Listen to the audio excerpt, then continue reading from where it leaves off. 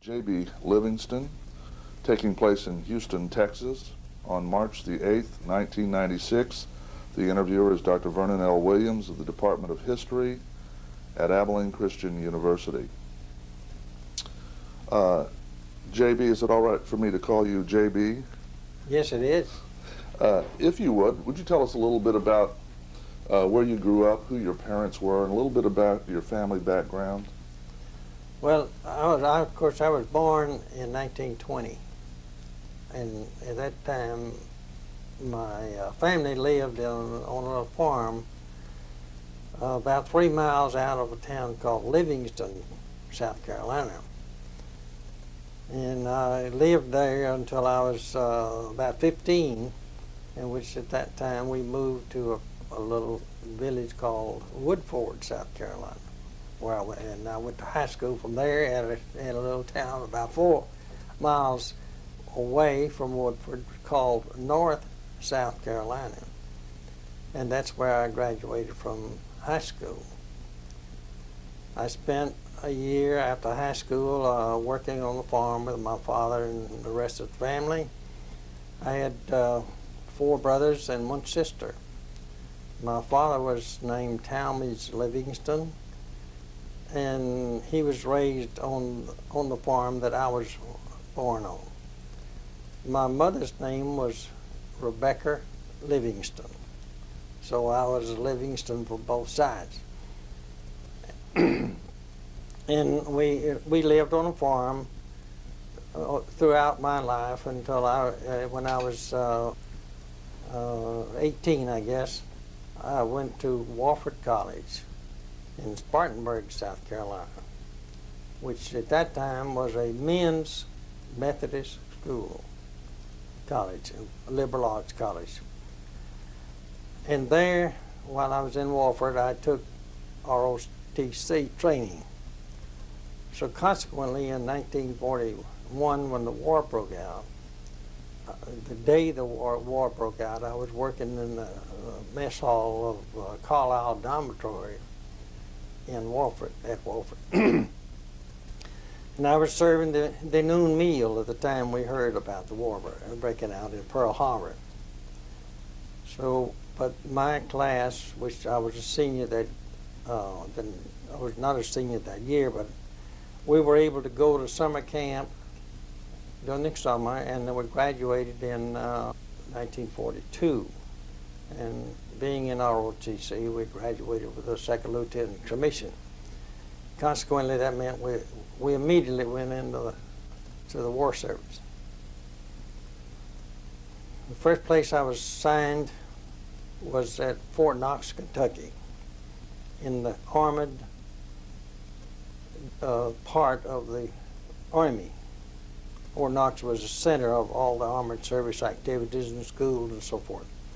We spent 2 months there in training, which was essentially what our only officer training that we had, other than what we had while we were at Wofford. From there, we went to maneuvers in California, in the desert in California. At the time, Patton was out there also training. Spent 2 months out there, and then we were assigned to the 12th Armored Division, which was being activated at Camp Camel, Kentucky, which was what it was called at that time. So after we got through with the 2 months maneuvers in California, which we got some experience, some good field experience in the tanks. From there we went to Fort Campbell and joined the 12th Armored Division. Before we go on and take a look at your entry into the division, you tell me a little bit about the training at Fort Knox. Was it essentially a sort of an officer orientation kind of a course? What kinds of things did you do? Classes and that kind of thing? Well, yes, it was called Officers Orientation Course for officers like myself who come out of ROT schools. And during the training, we were exposed to arms extensively. We took the training in rifles, machine guns, tank guns, and guns of all types. We also had exposure to maintenance school service, because being in tanks, we had a lot of maintenance to keep up with it, and as officers, we were supposed to know as much about that as anybody, I guess. But we had a lot of training in maintenance, and we also had training in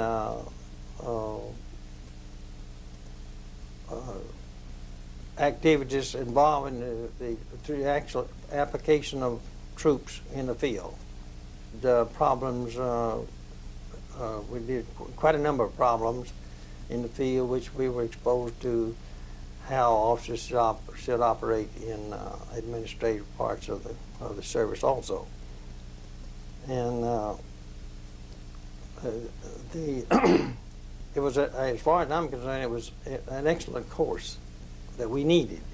And we came out of there pretty well prepared to go to the field and put our training into action. What about maneuvers? Did the men that you trained with at Fort Knox go with you in mass? In other words, were you with people you knew? No, actually, we were assigned to our outfits that we would eventually report to before we left Fort Knox. So consequently, each man there, we were in a class of about 50 officers. And of those 50, I went to the 12th Armored Division, and I believe there was about 3 other officers in training with me that went to the 12th Armored also. So I know one went to artillery, one went to ordnance battalions, and I think I was the only one that I can recall that actually went to a tank battalion, which is where I was assigned when I got to the 12th Armored. Which battalion? I was assigned to the 43rd Armored Regiment at that time, and later it was divided up into battalions and ended up in the 43rd Armored Battalion, or 43rd Tank Battalion, I believe it's usually called. What about the maneuvers before you get to Campbell? Can you tell us a little more about the kinds of things you learned? After all, you're only about 2 months out of college. Must have been different for you. Yes, it was. But being raised on a farm, I was used to a lot of hours during the day involved in activities, and it was certainly like that when we got on maneuvers, because we joined our outfits that we were assigned to for the maneuvers while they were in the middle of a project or a problem, we called it. And that meant that everybody was out in a position on an active problem that was taking place, which I got to a tank one night about midnight, and that was where I was going to spend the next 2 months. And everybody was dirty, covered with dust, because the desert in California is an arid desert, and it gets cold at night and extremely hot during the day, so you had a wide variance of temperature, and the dust was just extensive. When you traveled in those tanks, it kicked up a lot of dust, and as far as maintenance was concerned, about the most important part of our maintenance was keeping the what we call them air cleaners cleaned out. What was that? And the air cleaners, where the air goes into the engine, it goes through this air cleaner, and it was had oil in the bottom of them, and the dust would collect 2 inches deep in those air cleaners in just a few hours of travel out there in the desert. So we had to clean those things pretty often. What would you do? Would you have to do you have to change the oil in that filter? Oh yes, we'd change the oil in it. We poured all the dust out of it, and then put new oil in and put it back in place. But there was, of course, a usual maintenance. We had to take had to do every night. We'd be traveling, doing the activities during the day, and then we usually stop at night. And that's when we had to do our maintenance and get a little something to eat and so forth. But we did do some night maneuvering also. But it was a good experience. At the time, I was in a light tank, which is the smallest tank the Army had. And that differed from when I got to the 12th Romber Division. We were in medium tanks, which was a little bit larger vehicle. And we were exposed to tactical problems, administrative, or actual being responsible for what we did during the problems, as well as we were exposed to handling the men, looking after their welfare, and just everything that we were trained to do before we got there. And it was an immeasurable experience as far as I'm concerned, because when we got to our home outfit, as we called them, we were pretty well prepared to go. When you think back to the days later, the months that you were in combat, did you experience any of the same kinds of problems you did on the desert? In other words, did that experience help you at all in your operations in France and Germany? Well, yes, it was a great help to what we were exposed to in Europe. The main difference from that experience and the one we had in the desert was that the climate was much different. Of course, in Europe, you don't have deserts. There's a lot of rain and snow in the wintertime, and where in California we didn't see a shower of rain more than just enough to wet the ground in the whole 3 months, 2 months we were out there.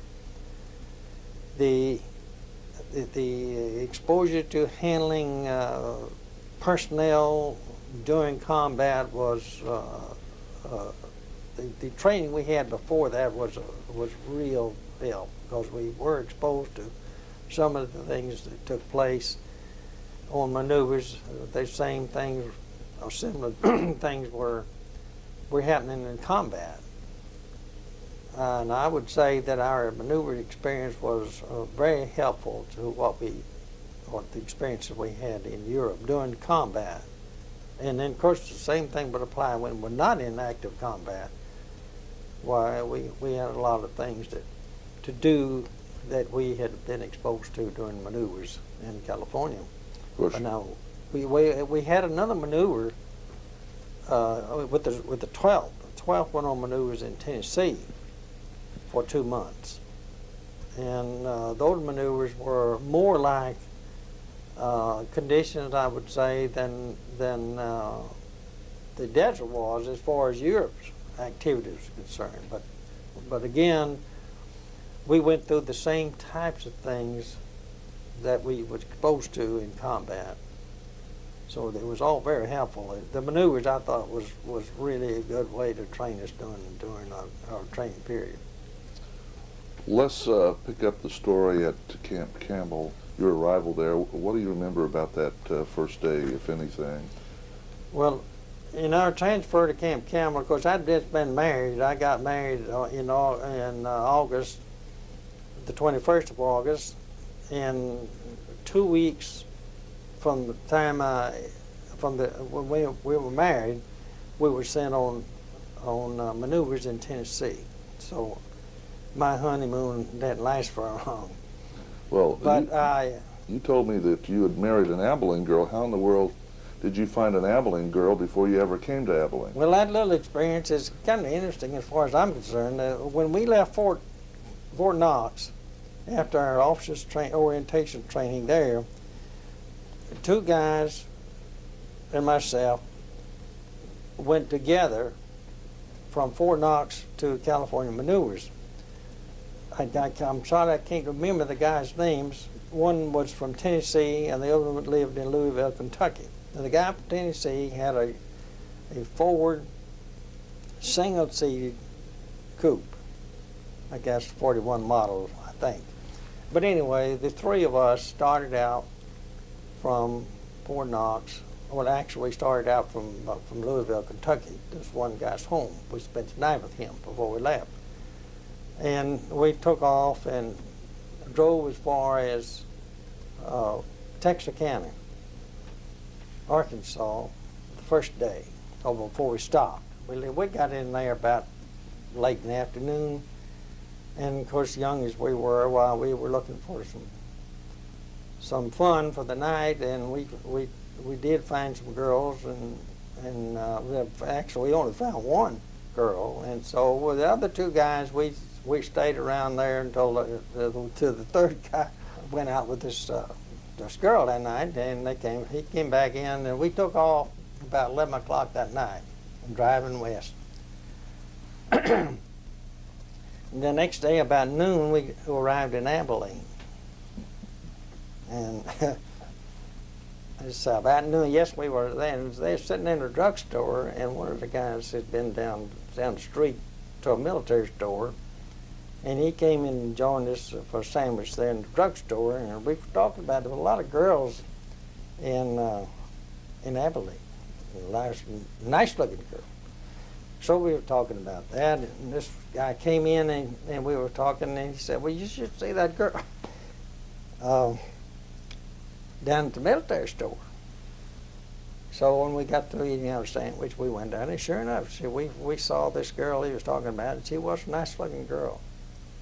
So they had a little inner pool table and a ping pong table in the back of the store, and the servicemen would come in there and they'd, have something to do. So we stayed around there. Well, immediately we asked her to go out on a date with us that night. And we told her, we got acquainted, and we told her that we would spend the night in Abilene if she would go out with us and find us 2 more dates. So we didn't want to deal with what had the night before, where the two of us would have to twiddle our thumbs while the other guy had the fun. So anyway, she didn't like that idea. So we decided we'd stay a little longer and play some more ping pong. And anyway, make a long story short, about, I would say, probably 5 or 6 o'clock, she finally decided, well, okay. She'd been around us for several hours. And thought it might not be too bad a deal, so she called up 2 other girls, and we all 6 went out that night. And we had a lot of fun. They had a nightclub place there in Abilene, and you danced a little bit, and I'd never danced in my life before. And she was an excellent dancer. The girl I'm talking about was who I married. What was her name? Her name was Laureen Hayes, and she was in high school. And anyway, after we got us a room at the hotel that afternoon, when she decided she gives us some dates for that night. So when we went out, we came back in about 11 o'clock, and of course they were high school girls, and didn't need to get in pretty early. But we had a lot of fun that night, and when we got back to the hotel, I told them I had one other thing about this deal. The night before, I think we drew straws on who was going to go out with the girl. And this night we said, well, we'll let this girl pick who she was going to go out with, and the other 2 would take whoever she got for us. So anyway, we picked up one girl, and she said, this is your date, and then went to get another girl, and said, this is your date, and so, well, it looks like I'm going to have her for a date. So anyway, we had a fun, like I said. We came back to the hotel, and I said, boys, fellas, I'm going to marry that girl. And I did. Did she know about the plan yet?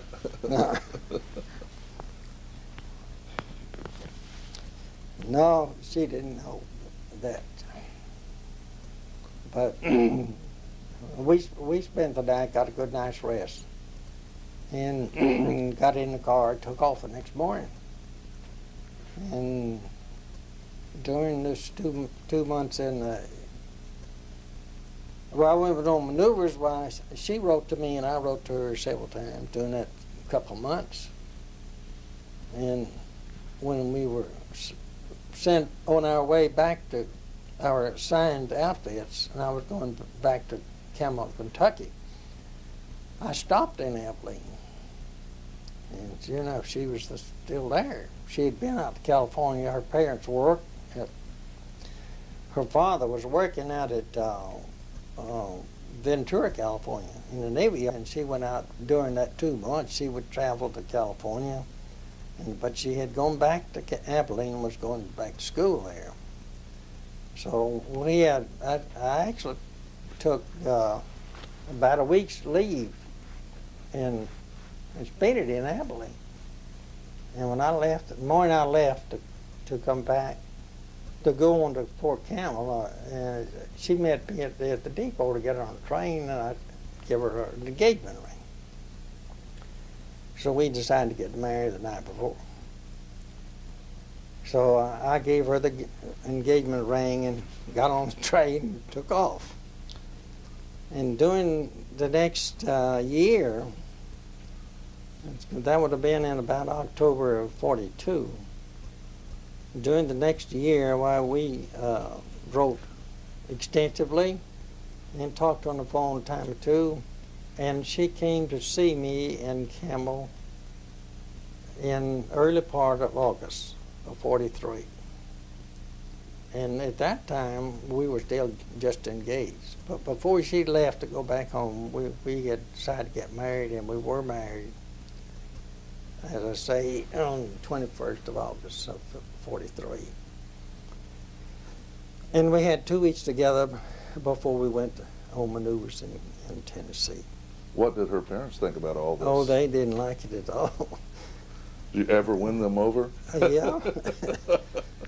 Yes, I had no problem with them, but the thing that they really didn't like about it, and it was unfair for them, when she came to see me in Tennessee, Kentucky, you know, the Tennessee-Kentucky line ran right through Fort Campbell, so some guys would leave in Kentucky and go to work in Tennessee, so we sometimes called it Campbell, Tennessee, and Campbell, Kentucky.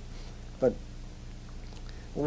she didn't tell her parents that what she was doing, unfortunately. I say unfortunately now, but it turned out okay. And of course they didn't appreciate her going to Tennessee and getting married without letting them know it.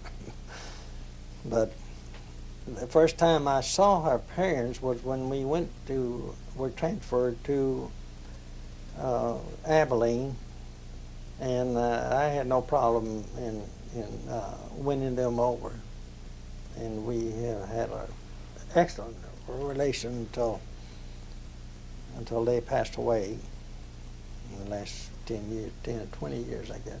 They've been gone. Before we leave Abilene, do you remember the names of any of the places? For example, the night at Charlie Blank's. Yes. Charlie Blank's was a club that we went to the night we first hit Abilene. Yes. And do you remember what hotel you stayed in? At the Newton. At the Newton. Newton Hotel. Yeah. It was a real nice hotel. It was fairly new at the time, and it was a real nice hotel. And of course, places to live in California during that time were really, really scarce. But my wife was always able to find something nice to live in. If it was nothing but a room in a home that the owners of the home were not there and they wanted somebody to take care of the home, which is the case. The first place we lived there was that time. And then she wanted us rented what we called a garage apartment, which was an apartment built above somebody's garage, and it was real nice. So she was a real nice girl, and We had 49 years. Well, it was a good thing you all didn't go through Amarillo on the way out to California and missed Abilene, wasn't it? That's right. Well, tell me a little bit about the 12th Armored Division when you first report. Any people you remember, officers in the 43rd that you encounter in those first days who later became colleagues and friends that you remember? Yes, at the time that I reported to the 12th Armored, it was getting pretty well along being organized. They did not have the full complement of troops. The officers were not complete either, but they filled up fast. So consequently, there were some officers there. Most of the cadre was there at the time, but as they came in, we got acquainted. There were people from A&M school in Texas, from Mississippi colleges. Well, all the colleges across the South that had ROTC units were that's where most of the guys came from. There was some that came from officers training in the service itself. But we got acquainted with each other pretty fast and established some good camaraderie. And the one particular guy that I got acquainted with was named Wayne Gateau. He was from New York, and he was our best man. What do you remember about him? Well, he was a tall feller, about I would say around 6 foot tall, and very, very nice guy. He's easygoing, never raised his voice.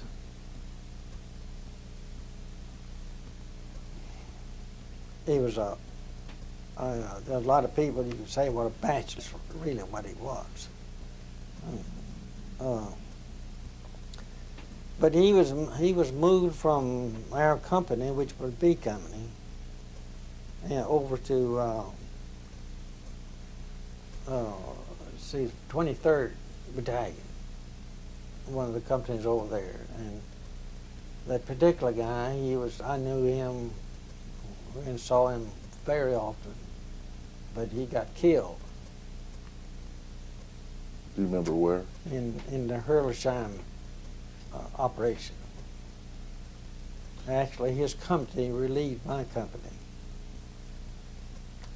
and he was out of his tank and got hit by a sniper.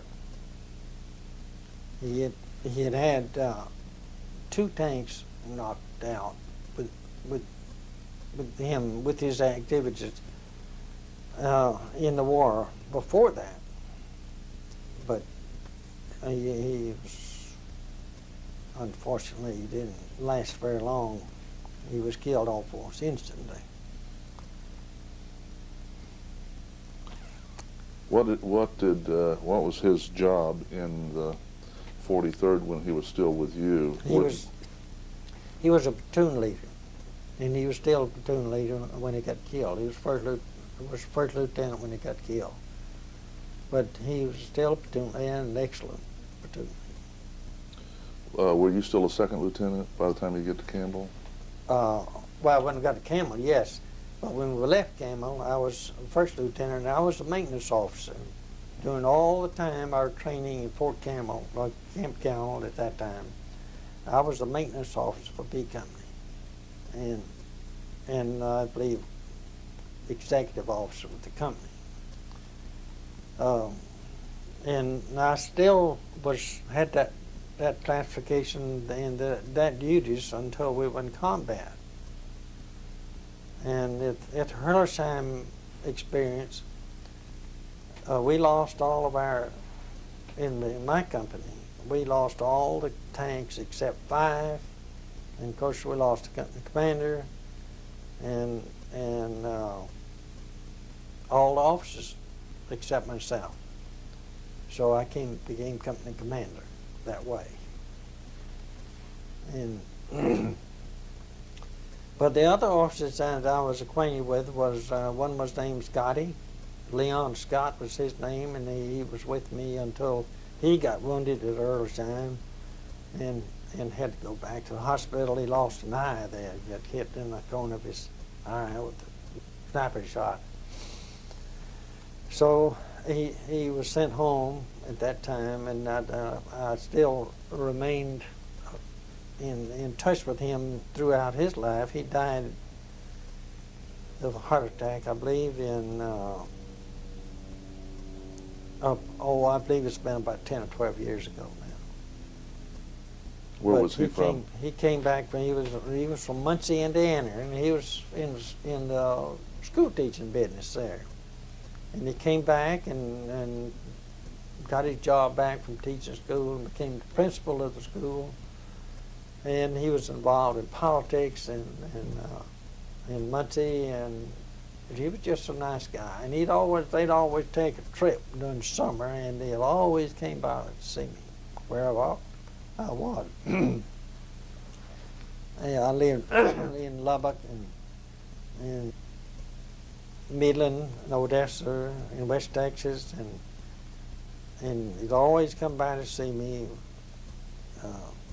And then since I moved to Houston, he came by several times. Unfortunately, I didn't do much traveling myself, but he did, and they liked to travel, and he'd always come by, and we'd have 2 or 3 days together. Well, tell me a little bit about the maneuvers in Tennessee, and let's take a look at the training phase in more or less chronological order before you head out to Texas and Barkley. You all spend some time in the Tennessee maneuvers. What was that like? Well, to begin with, we landed in Tennessee in a beautiful meadow alongside the highway on a Saturday afternoon.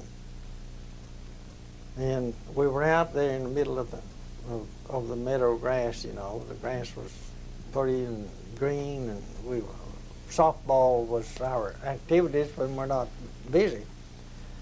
And I liked to play baseball. So I was out there with the men, and several other officers were out there. We were joining them in the activities, and I had been up to bat and went around the bases and came back, and there was down the third base line, there was a group of men sitting on the grass. And I walked down there and sat down right in the middle of them. It was 5 or 6 guys on one side and the same number on the other side.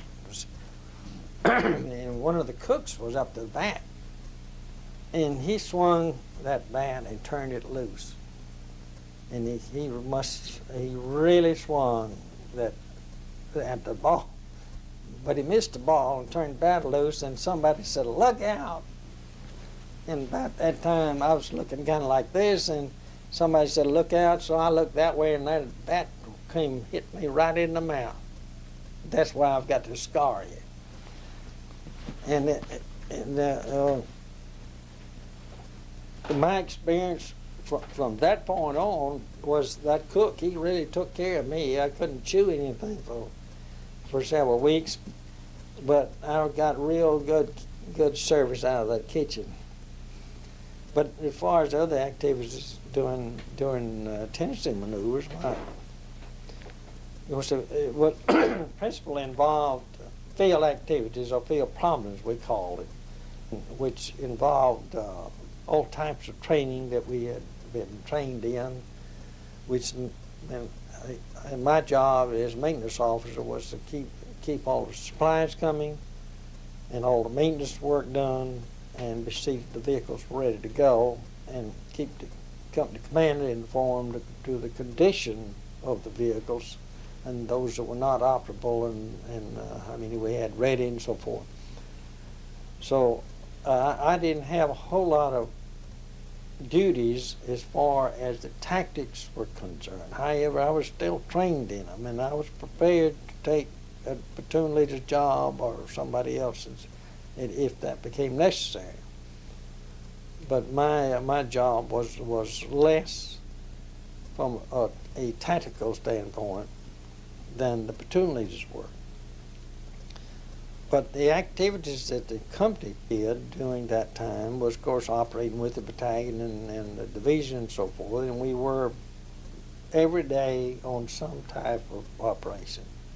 We spent some time on the firing ranges, getting experience in firing the weapon and so forth, but a lot of the time we were spent on tactical problems and the things involved with that, which is what you do when you go to war. You just use your training in whatever comes up. The weather was, as I recall, was pretty good. We had some wet weather. We had a river crossing problem, and the terrains and the weather and so forth was I would say somewhat similar to that we experienced in Europe. It was different from what we had in the desert, but there was not much going on in the desert in those days, and we were preparing to go to Europe proper. Any NCO enlisted personnel that stands out in your mind that worked for you or under you? Oh yes, I've had one sergeant that was maintenance sergeant. He was a tech sergeant in grade, and he was the NCO that was in charge of the maintenance crew. We had a crew of it varied from time, but we had a group of 10 or 15 mechanics and supply people and so forth in our maintenance section. And this sergeant was named Tyler. I can't recall his first, but he saved me and trained me because he was an experienced person in life, and about how old was he at that time? Much he older was than in you? his 30s. Of course, I was an old man at that time, as far as we were concerned. I was only, see, I was only 24 years old when I went overseas. And to have somebody 30, 32 years old that was a good person was an asset indeed. But he took care of that crew too. Him, and he didn't only just look after me, but he did look after me. Did you ever contact him after the war? You know what happened to him? No, well, I didn't, because he lived in Long Island, New York, and I didn't do any traveling. I had Christmas card too, but other than that, we never did see each other. The other guy was the first sergeant, Andy McGuire. And he was a number one first sergeant, and I have seen him a number of times since at conventions or talked to him and got Christmas cards from him. And there was another what was called platoon sergeant. I can't think of his name right now, but he was a great guy, and he was always sending everybody Christmas cards afterwards.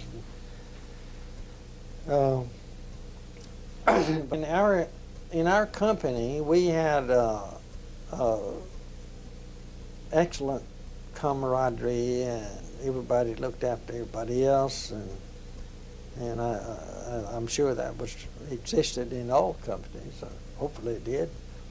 But we got along real well. We knew everybody and knew what they were doing, and what they needed and so forth.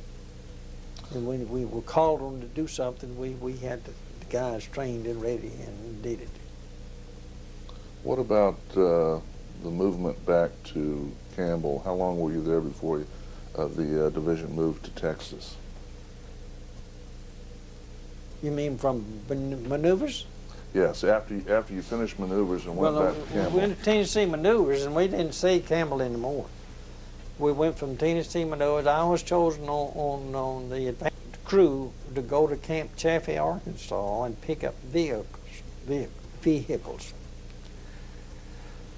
And that was everything, I believe, except the tanks. I think they were moved by rail, but all the trucks and those smaller vehicles we drove from Chaffee, Arkansas to Abilene. So in a convoy?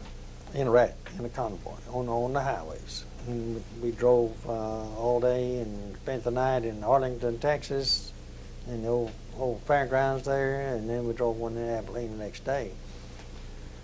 But that's about the extent of what took place in the movement from Tennessee, because we left our vehicles in Tennessee and somebody else came in and took them over.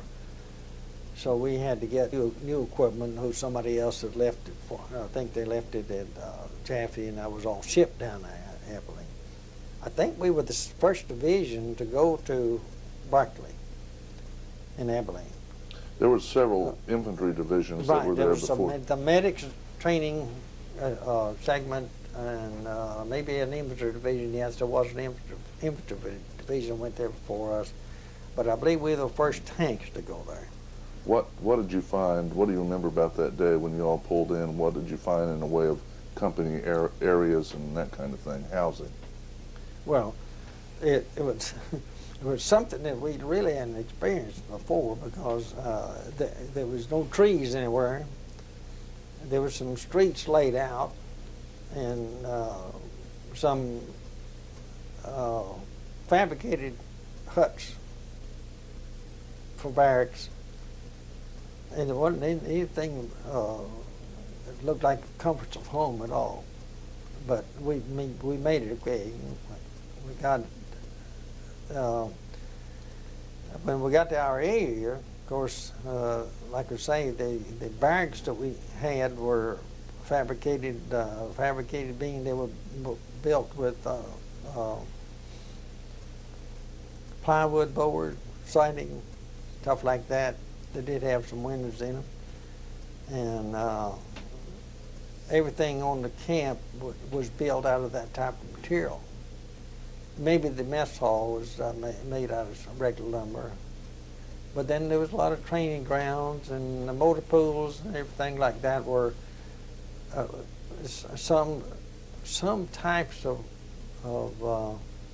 terrain is good for that type of activity, because you didn't have to worry about rain. There was not a lot of mud, but when it did rain in that area, the mud was terrible. The vehicles would just bog out of sight when we really got wet. I mean, it didn't do that very often, but occasionally it did. So, having moved around already some while we were expecting anything, and we made do with what we got. What do you remember about training there? How long was it before the rest of the unit arrived? Well, they were arriving every day. Some of them had some of the people had gotten there before we did. But all of them, they came in pretty fast. Of course, there's some that I haven't thought about in years, and I can't remember exactly what all happened, but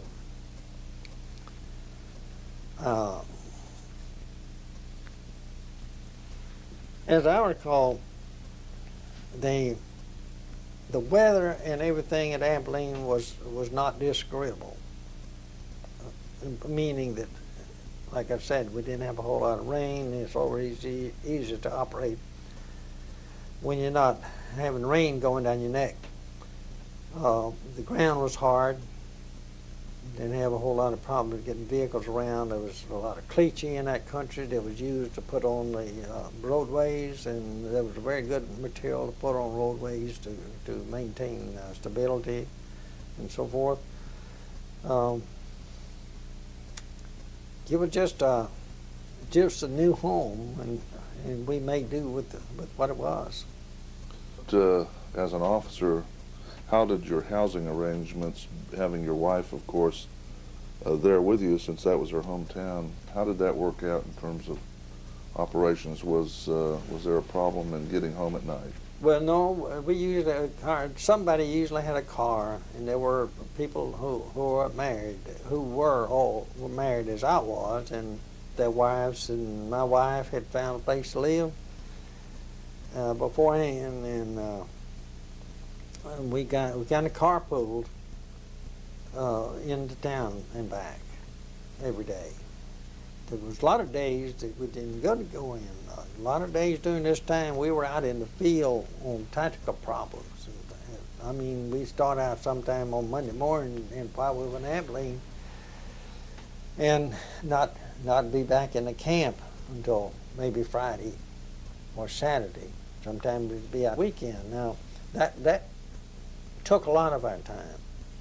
During the time I was in Abilene, I went to a 1 month what was called gunnery school in Fort Knox, and that was there we went again over all the guns, updated on newer. We were getting newer tanks, and we were going from 75 millimeter to 76 millimeter main guns and so forth. So periodically somebody would go in and get schooled up on the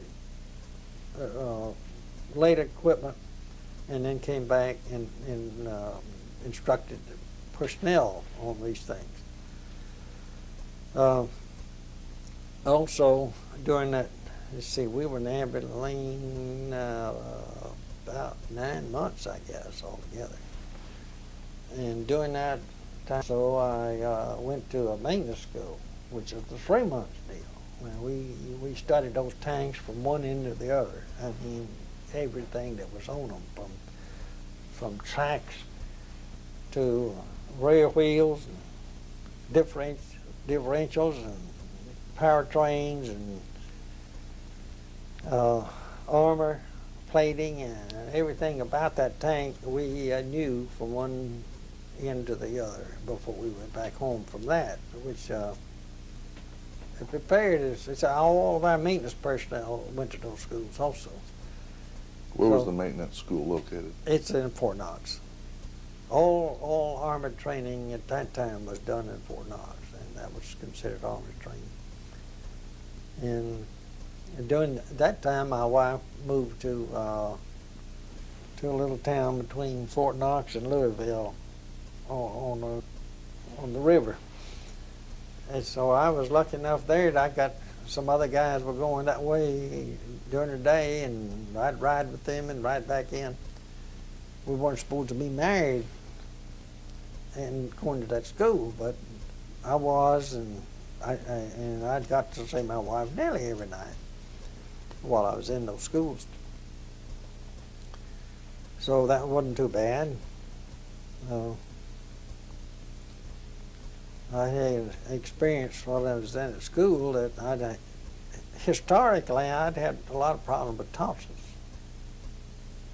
and I still had my tonsils, and I got a big case of tonsillitis there one day, and went down to the infirmary, and they kind of give me an aspirin or so, and they did take a swab of my throat.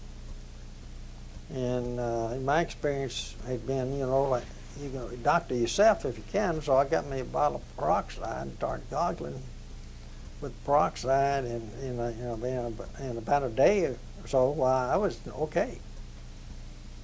And because I had done this before, but about 3 days later, they came from the dispensary and got me out of class and took me back down to the dispensary, and they said, "Man, you're sick." And they wanted to put me in the hospital. I said, "No, Doc, I'm okay now." So he took a look and said, "Yeah, sure are." So we'll go back to class. So anyway, we had some funny things happen there once in a while. What do you remember about the pullout? Well, before we get to that, Mrs. Miggs, Colonel Miggs's widow, told me a couple of years ago that General Brewer was very much opposed to having officers' wives there, or I guess any wives for that matter, that this was no place for them, that it interfered with training and so on. Did you ever encounter any attitude like that? Well, yes, the one time at the school I mentioned that the wives were not supposed to be there, but nobody ever got in any major trouble on account of it, because we didn't let it interfere, because you were supposed to be there for training on a certain time in the morning, and if you hadn't been, I guess it would have been some problem. But there was that existed. But fortunately, I never was really involved in anything of any that turned out to be a problem. At Barclay, you didn't experience any kind of problems with that? No, because, I got our company officers, if your company commander's got his wife that lives in town and he wants to go see her every night, why, then that kind of makes it a little bit easier for everybody else, And actually, I think what we did, as I recall, it was never a problem, because we were there on time when we were supposed to be. And if we hadn't been, well, we might have been a problem. What do you remember about the packing up and pulling out for Europe, the trip as well? Tell us a little bit about that whole thing. Well, of course, when we got the word that we were going to go someplace, we didn't know where, everybody did get high behind packing. And we packed our personal equipment as well as the vehicles and that. But and I can't remember now that you mentioned that, we seemed to me like that we put a lot of vehicles on that train. We had to pack everything a certain way, and we had instructions on how to do all those kind of things, and put it on the train to be shipped out. But we didn't get that equipment, because when we got to Europe, we got absolutely brand new tanks and vehicles. They were still in codmoline. We had to get the codmoline off the guns and everything in order for them to function, and then we had to take them down to the southern shores of England there and practice out in the ocean. So I don't know where those vehicles went. But as far as personnel is concerned, why, we were instructed on how to do everything and pack it, and when we had to be ready. And we had a duffel bag, and that was about it as far as containers for your personal property. We did have officers had foot lockers. And at that time, I believe those foot lockers were shipped with us.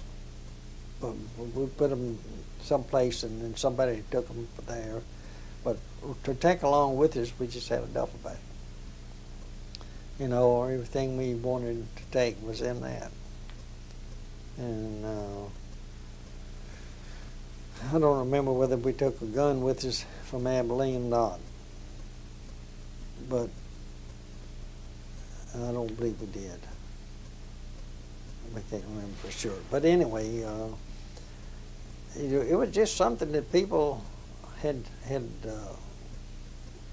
learned to accept and did the best they could. And as far as the person, your wife is concerned, why, we were restricted several days before we left. We couldn't see them. And of course, we didn't know where we were going, and we couldn't tell them where we were going either, because we didn't know, so we couldn't tell them. So it was 2 or 3 days before we left that we really didn't see them. Couldn't call them on the phone or anything else. Phone service at that time is not like it is today, by a long shot, because there wasn't as many phones in the first place, and cellular phones were not in existence. So today, my daughters and their families, they all carry a cellular phone around in a purse, and if they want to call somebody, no matter where it is, they can do it. Just sitting right here. But we didn't have that kind of communications at that time. But there was nothing outstanding that happened that I can recall. Well, so did you see your wife before you left in that 3-day period? No. It was at least 2 days before we left.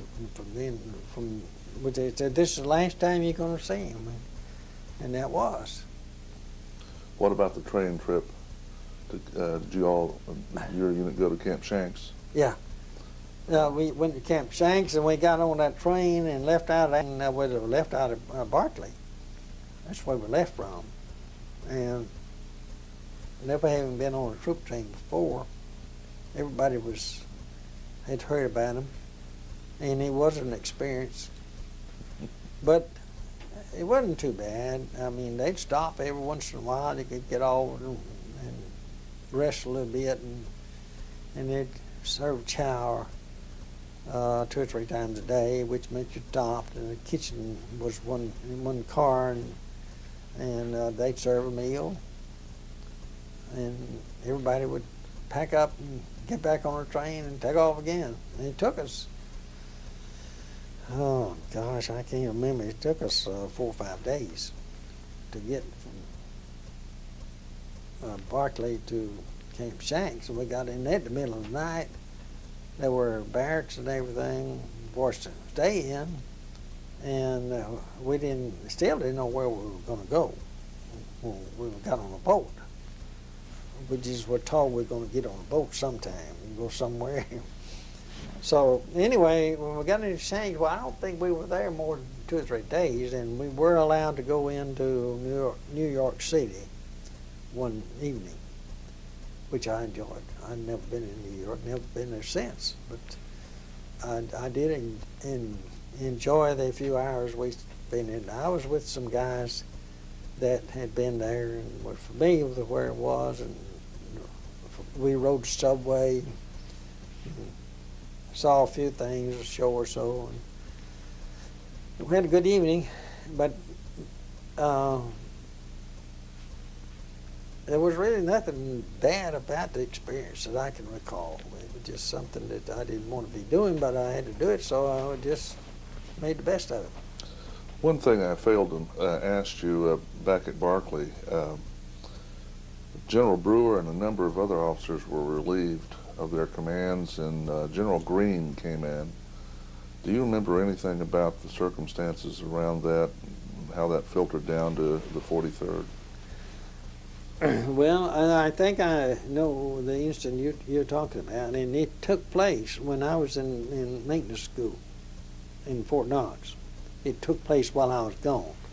And my understanding is what happened was that, when every unit is sent overseas for combat, they had to put them through a test of some type, which included I think everything that we had to do, from supplies to tactics, to how you maneuver during your tactical operations, and what you did and how it worked and how well the men seemed to be trained.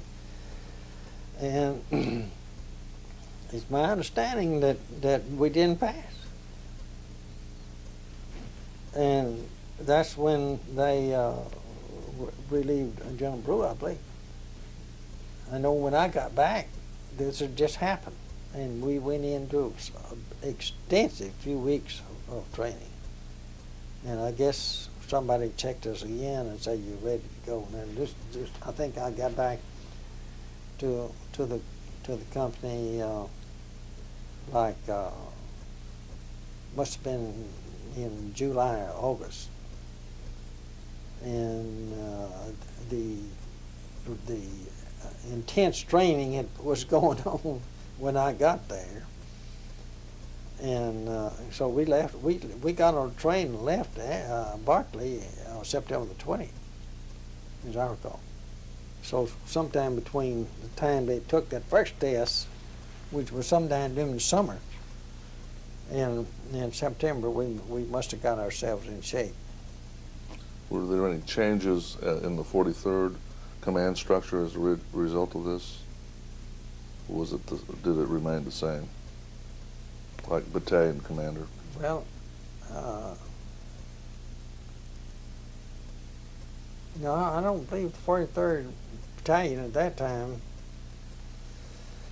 See, we started out as a 43rd Regiment, armored regiment, and Brewer was our commander of that regiment. And he got promoted when they reorganized and broke the regiments up into battalions. Sometime along in the end, I got a promotion. He was a wing colonel at that time. But I don't believe that the 43rd actually had any command changes. Now, I don't know what the problem was, but there was something about the 12th Armored that they didn't think it was ready to go overseas. And that's when Brewer was relieved and General Green came in. You have any personal experiences with either of those two men? No, nothing other than just seeing them and speaking to them. No personal activities, no. No, and the only personal activities I had with any higher officers was an experience during combat. And were you wanting to give you that? Yeah. Go ahead. Well, it was in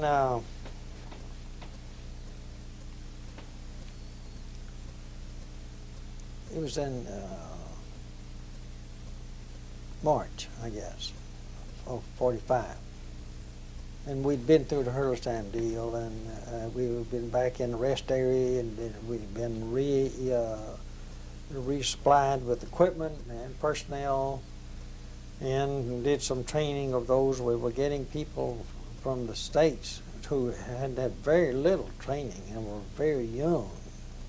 I mean, they were getting teenagers, and they didn't know, had not had a chance to learn much about combat. So we did a little training with them, and as well as getting with our new equipment. But anyway, we had been looking at the front line, and our higher officers were telling us daily what was going on and what probably would happen to us. So we had a few little skirmishes, but then we were told to go up through Luxembourg. We got just the edge over there, and then we turned back going east towards the Rhine River. And we were going down a highway there that had lots of German animals, horses, carts and stuff that had been strafed by American planes or Allied planes alongside the highway. We passed along, and we had, I believe it was 5 piles of bombs that were probably the 500-pound equivalent. The piles of bombs was larger than this house, and along beside the road, and primer cord was wrapped all around these bombs, I'm sure with the intention of blowing those piles of bombs up as we passed by, but we passed right along beside them.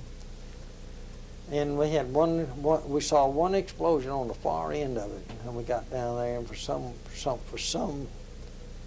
somebody was looking after us, I guess. And the primer cord was set off, and it only went through the first batch, and probably cut itself off or something, but it was severed, and the charge never went on down through the piece, so we felt like we were lucky there. So anyway, we passed that up and went on down till we got to the Rhine River, and we turned south, which was going towards Switzerland that way. It seems backwards to me sometime when you say south, when we were actually going what would normally be north here in this country. But anyway, we went on down there. We passed through towns. So we hit the river somewhere around Worms, and we started. It was actually up the river, is what I'm trying to say. And we passed through several little towns, and we got through a town. I'll forget the name of it, but it was about 2 miles out of Luxembourg. In these towns, people were with weapons, waving white handkerchiefs and so forth as we passed through. So when we got into this little town, then we didn't see nobody on the street. So we said, well, this don't look right. So anyway, we went on down through the town, and I had my company of tanks on the road. We were the point head noxus on the road, and the street went in and made a 90-degree turn to go back toward Luxembourg, and this was real flat country. And we got, I think it was 3 tanks around that corner, and the Germans opened fire on us from Luxembourg. Ludwigshafen, not Luxembourg. Ludwigshafen is the name of the town. And it's right on the Rhine River. It's an industrial complex around there. Anyway, we saw the firing was coming from, and it was in the edge of the city of Ludwigshafen. And those 88 guns were stationary, and they would raise up out of the ground and shoot at you, and then they'd go back down. And we saw this was happening. So I told the guys, I said, now, you know, this looks like a suicide deal to me.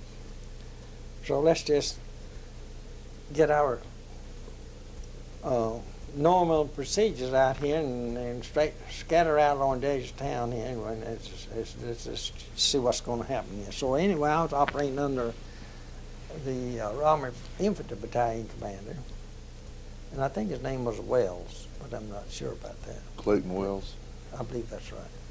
And we talked about it, and I told him what I could tell him, and he'd been looking also, and he said, well, let's see if we can get a hold of General Combat Commander, CCB, I believe was where then. I forgot the general name. But anyway, so let's see what we didn't have anything, artillery or nothing. Air, it was just flat field we're going to have to cross. And no trees, no nothing. So anyway, he said, well, I believe that's right. Let's just get security out and see what happens. So about that time, I saw this scout car come in with 4 or 5 motorcycles with it. And there was a general in it. And he passed where I was, and then Colonel Wells went down to see what's happening. So I came back a little bit and said, General Walker, this little Walker, not the tall guy. There was 2 General Walkers. I can't remember the first name, but he was a little short fella, about my size. Anyway, he said, General Walker wants you to get your tanks and go on in the luggage shop. I said, well, Colonel, we've talked about it, and now we know where 10 of those 88 guns are down there, and it's a suicide deal. we need some artillery or something. So I agree with you. So we went back down there and talked to General. General came back for about 5 minutes. So General Walker said, if you get your tanks on the road and get on over there, and he don't give a damn if you lose all of them. That's just the words he said. And I said, well, okay. That's what the general said. I guess we'll have to try it. So I got I was coming to command, and then I was a captain. And I got my platoon leaders in a little room there in the house. Told them what the deal was. They had all seen just what I'd seen. Said, well, you know, I don't think we can do that. And I said, well, we got orders to do it. And I told one of the platoon leaders to take his tanks out first. There was a roadblock just around this corner, and we knocked down, there were big old steel spikes, and we'd gotten the tanks through that. So anyway, this lieutenant said, after I said, you take your platoon and you go first, and I'll be right behind you, and we'll have the rest of them coming in behind. And he said, I don't want to go. And I said, well, I said to myself, well, you know, I've heard of him. Now what are you going to do? So I hope the guys that were there will remember that. I do. But anyway, I said, well, Lieutenant, if you feel that way about it, we were then sitting on a bed, as I recall, on some chairs. So why don't you just stay right in this room? Because I don't want you to get hurt. And I'll take you up to him. And he thought he thought for a little bit, and he said, no, okay, I'll go. So we said, okay, let's go. So we took off. And those Germans let us get about 4 tanks through that roadblock. And they started. They wanted us again. They knocked out one tank. I think we had one guy killed. I don't know. I had several of them hurt. In the meantime, I'd seen that General Walker leave. And I got with Colonel Wells, and I said, he probably won't remember this conversation as I do, but he may be more right than I am. But anyways, I recall it. We talked it over, and we said, no, this is not the way to win a war. So we got everybody back in the town and put up security and took care of the wounded, and he went to see the general who was over us. I don't want to say Patch, but that's not right. But anyway, when they got together. Roderick Allen. No, he was a division commander. That was combat. I can't remember his name, but anyway, it wasn't very long before, and he said, "You just hang tight where you are." Your mic just came off there.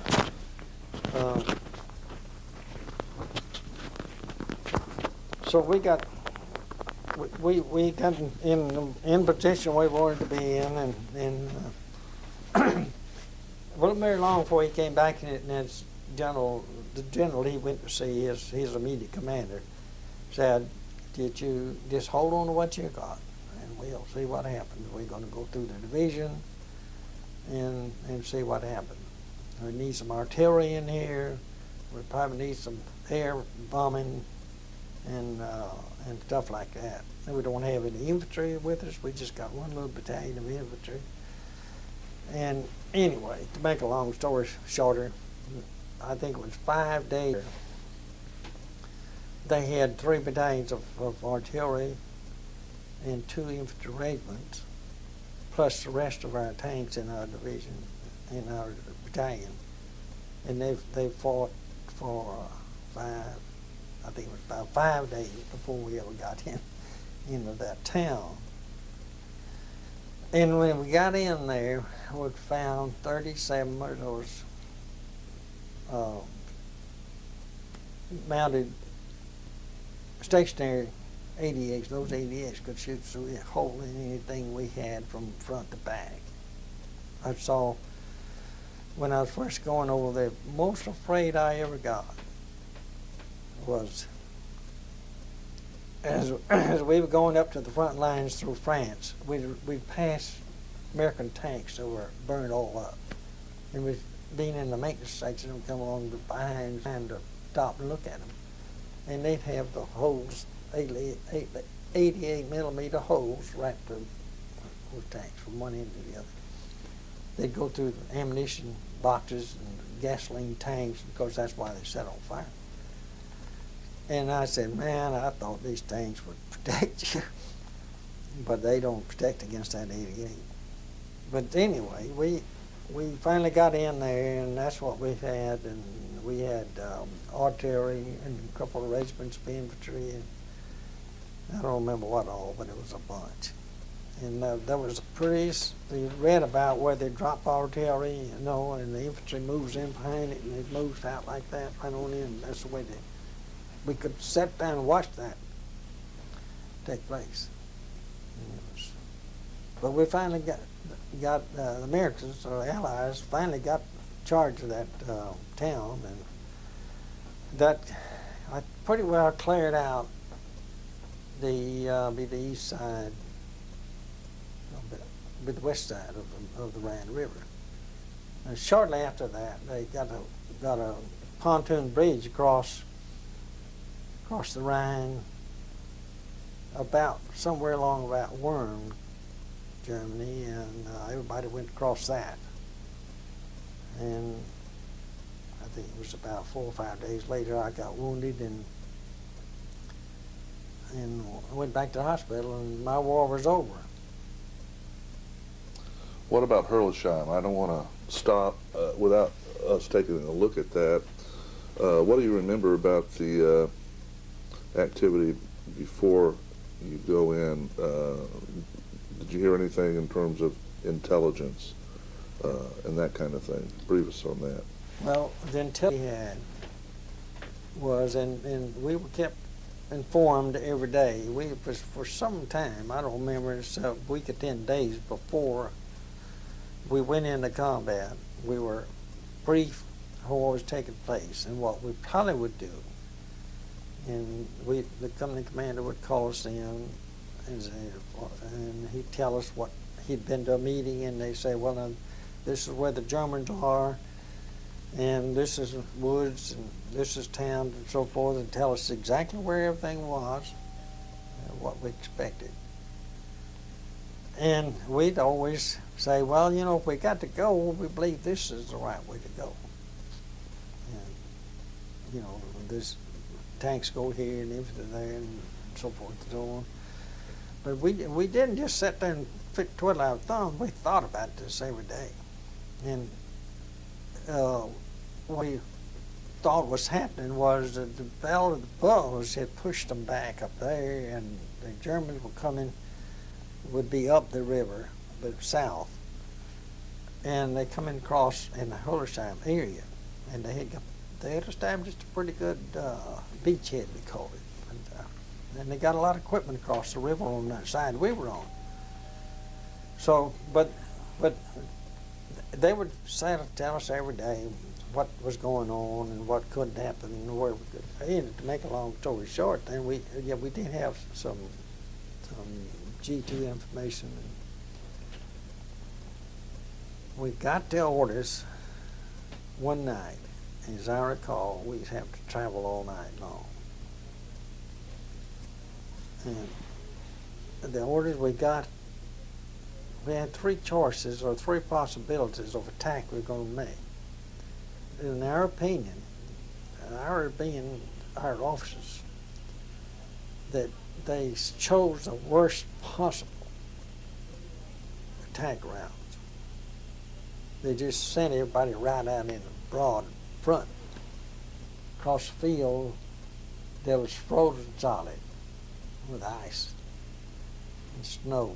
And there was a patch of woods on one side and some more woods on another side of this field. they did send some troops over in this field because one of my I wasn't company commander yet, but one of the platoon leaders was sent with some infantry in these woods over this side, but the rest of them and the other 3 companies in the battalion was sent out across this field. The other maintenance officers, myself, were told to stay back and get ammunition replacement and food, water, and gasoline and so forth, and be prepared to come in after dark and bring it to them. Now, the way we found that out, we went out there in the middle of this field that afternoon about 2 or 3 o'clock, and we saw our tanks, all the companies, stretched out across this field. And as we were getting to our respective companies, well, we'd see one that he'd get hit up here and he'd blow up in smoke.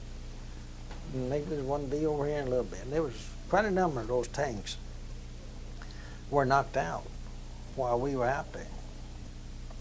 But we got to our company commanders and they told us what to do and where to be, and we'll be right here on a spot of ground. He said, we'll be right here. So this is the way my company said, this is where I want you to be coming. The other companies got their place and all for. So anyway, as soon as dark was upon us, why we started out. And we knew this was combat was going on all the time. We went out there in the middle of that field and we could not find a soul. So old Lieutenant Woods and Riddell, we were the 3 big tank maintenance officers. We'd get together every once in a while and they would say, well, we haven't found anybody yet. We walked all over that field and we'd get back together and we hadn't found anything. We couldn't find a soul out there in that field except the tanks that were blown up. Just wrecked vehicles, nothing else. Mm-hmm. No bodies? Well, No one living? No. So we all night long, we went up into what's Herderstown? One of the little towns there, and we got down under those buildings, you know, in the cellars, and we watched those German tanks going up and down the streets, you know. We still couldn't find it. Couldn't find anybody that had seen our companies. We ran into some scouts, I think it was some kind of type of infantry, and they hadn't seen them. And anyway, so we just all night long we looked, never did find them. Next morning about daylight, Colonel Obersall came on the radio, and somehow or another we found out that they had been told by somebody during the night. Now, not at the time, I don't remember now, but there was a railroad right down through there. And they were told to go across that railroad and get ready for a daylight attack the next morning, or something to that effect. And then they did, and went over there, and then daylight the next morning, they were surrounded by Germans. And every one of them was most of them were captured. Some of them probably were killed. There was some killed in that deal, but there were several killed out there on that field that day before. But we never saw those guys again. And that's when Riddell and Woods and I inherited our respective companies, and we became company commanders that day. You didn't have many tanks left, though. I had 5 tanks. The next day, and Scott Hall inherited the battalion, because Novus in the bunch that was captured, and I've seen him once since I think it was about 88 or sometime. He was at the convention we had over in San Antonio, but we didn't discuss that. But the next day, Scott Hall, was promoted to battalion commander, You're trying to get something organized. So we organized. We had, I think, it was 5 tanks left. Leon Scott was over on the right side with the infantry, and he got only one of his tanks, I believe, was knocked out. The tank I was in, plus 4 more tanks, made up a platoon.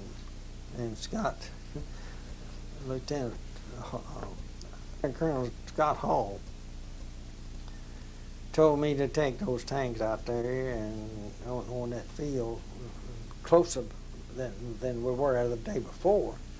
And there was some activity going on down in those woods, and we were going to go out there and see if we could eliminate that. And when we got out there, I mean, it was kind of snowy and you couldn't see anything. And we got out there and we just about stopped. And we saw a ball of fire down in the woods, and that's all we saw. And it hit the tank next to where I was. And I said, well, we can't do anything here. We can't see. So we dropped back. And as I left, I saw this guy laying on the ground, and I saw one laying up on top of this tank. And he had caught the ammunition was exploding and everything. So we got back. I've got a couple hundred yards, I guess, and got down in a kind of a trench type deal there. And of course, the battalion commander was aware of what was going on, and this tank sergeant got on my tank to get back to safety. And I asked him, I said, did your men get out of that tank? He said, yeah, I think so. I said, well, I know one of them did, and he's still up there on top. And I think there's one down on the ground. Did you check him out? I said, no, I didn't. I said, well, we better go check him out. So my driver and I, we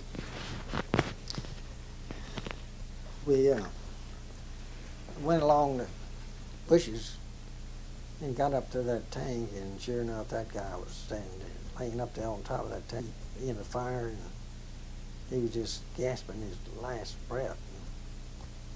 So we got him off the ground so he wouldn't burn completely up.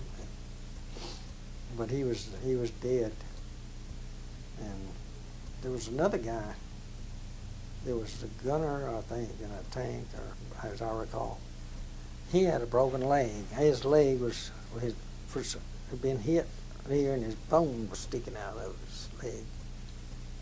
So we got him. And how that guy lived, I don't know.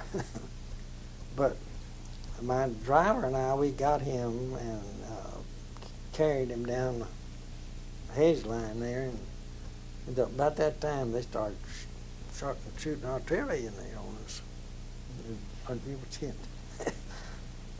I didn't know how we'd ever get out, but we would. The reason I say I don't know how he stood it. We'd throw him in a hole with those shells to get, and kind of opened up a hole. Mm-hmm. And when they started showering his skin, we just kind of threw him in those holes and get in there with him. And when it would die down, we'd take off again. Well, we finally got back. The medics' jeep had gotten quite a ways out there. We got to where they were, and they loaded him up on a stretcher and took him out. You ever find out who he was? Oh yeah, he was a guy named. Gosh, I can't remember. There was 3 guys. The one that did was named Crow. And this guy, I know who he is, but I can't remember his name.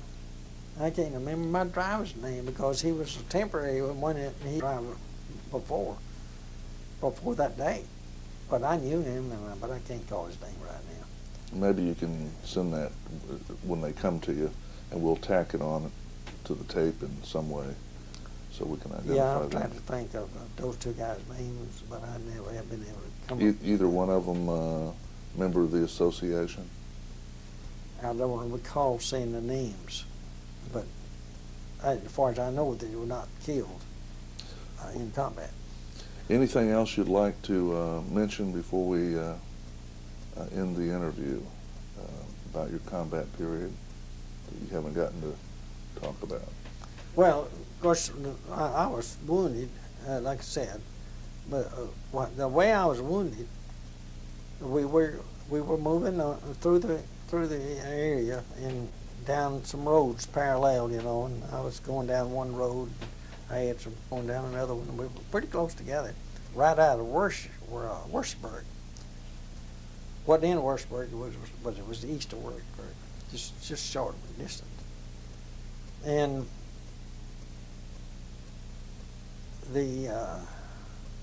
one of my sergeants had said, well, there's some activity and some German equipment back down to our left rear down there, and I believe they're shooting at us.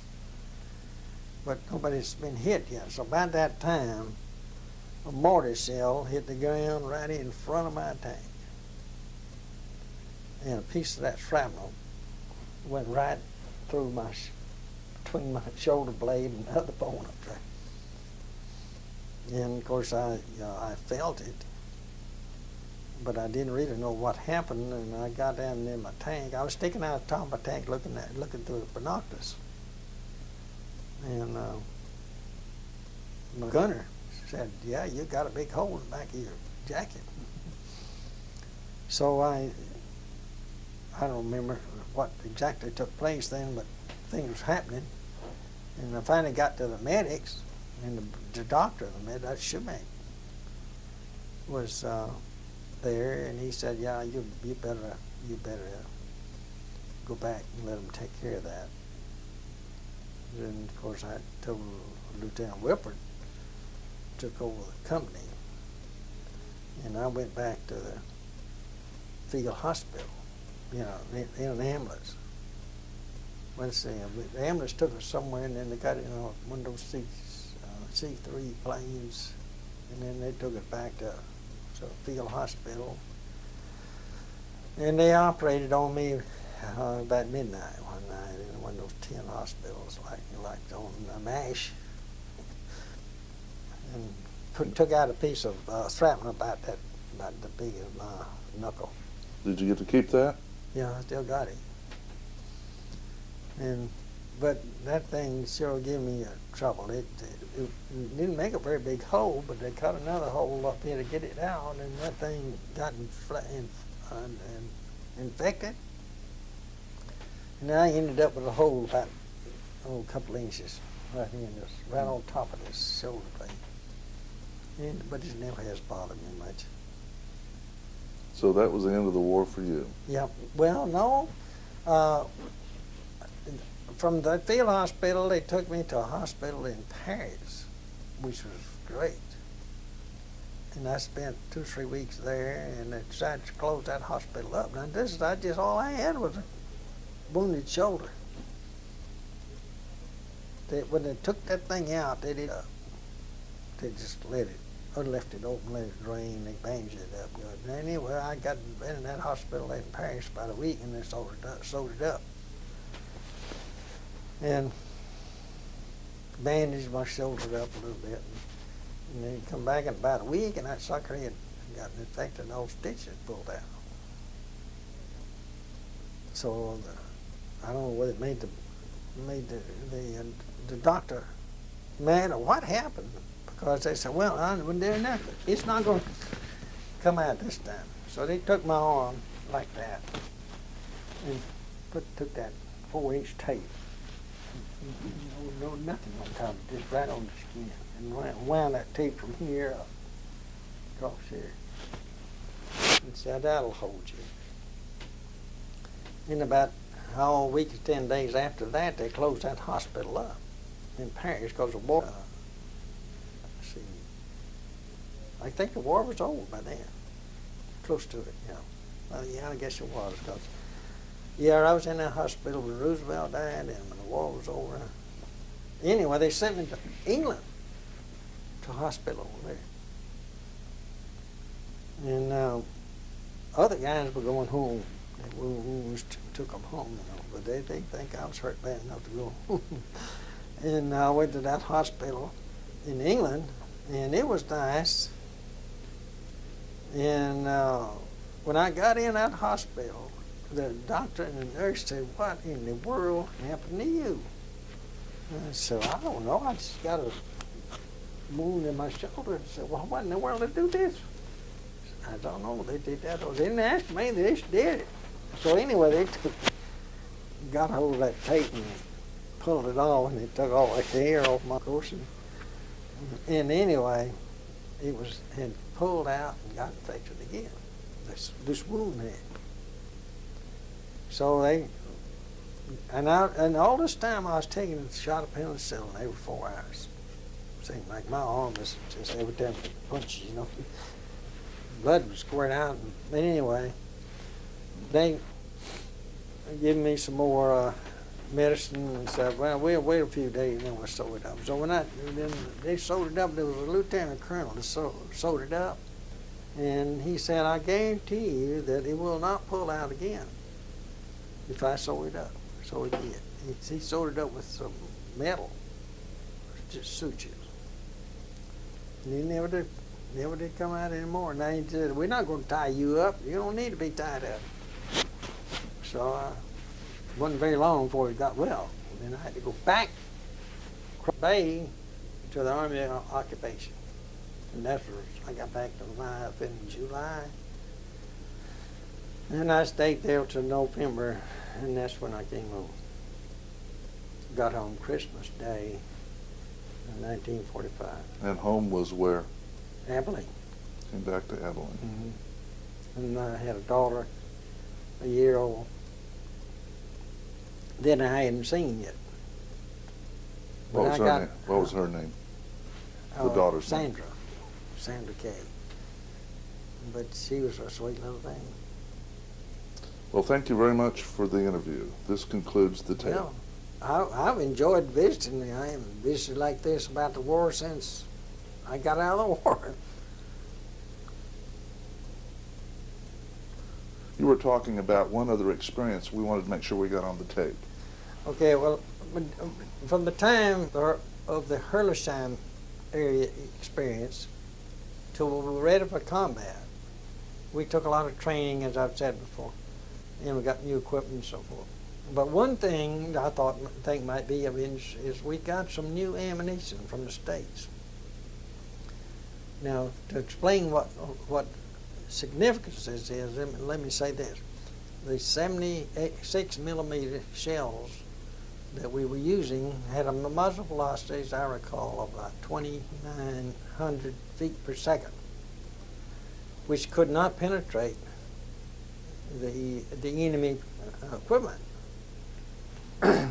We got this new ammunition, and it was supposed to be the thing that would do what we needed done. And the muzzle velocity on it was 4,200 feet per second, which was about close to a 50% increase in muzzle velocity. So we chance to check it out. And we had a Mark V German tank and an open field to check it out in. And we parked that tank out there, and then we drove up one of our tanks 1,000 yards away and fired at that tank. And went up to see what happened. And we found a little nick in the front of the German tank. And like you'd take a ball-peen hammer and hit it, and it just bounced off. So we moved up to 500 yards and fired again, and went up to check, and it gouged out a little more metal. Now keep in mind, the front of those German Mark V tanks, the Mark VI was worth yet, but the Mark V had about 5 or 6 inches of armor plate in front. And in order to get inside of that tank through the front, you had to shoot through that armor plate. Now we could hit them from the sides or the back and penetrate okay, because they didn't have much armor, but this was what we were looking at. And anyway, we only got a little bit of gouge of metal out at 500 yards, so we moved up to 200 yards and fired, hit him point blank, and the projectile landed in the front of the tank, but it didn't go through. So we said, well, we're not much better off yet than we were. But anyway, we went ahead and finished the war with that. Better tanks were were made and shipped over there, and they were there on the field when the war was over, but I didn't have any experience with those 105s, which is what the new guns were. So that's it's an experiment that we did, hoping that we would improve our ability, but it didn't help much. Thank you very much.